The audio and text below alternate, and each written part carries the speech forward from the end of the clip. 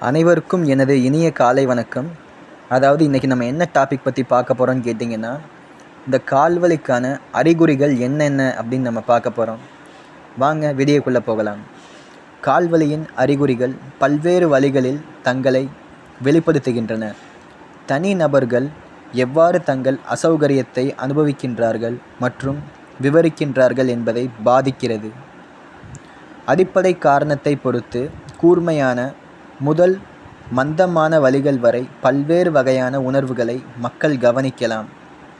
வலி பல வழிகளில் வெளிப்படும்.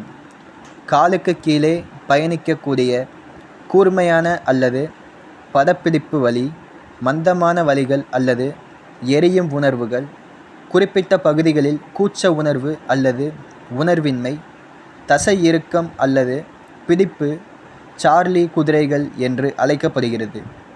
வீக்கம் மற்றும் வெப்பம், குறிப்பாக காலில் ஒரு பக்கத்தில், கால் அல்லது பாதத்தில் நிறமாற்றங்கள், மெதுவாக குணப்படுத்தும் காயங்கள் அல்லது புண்கள்.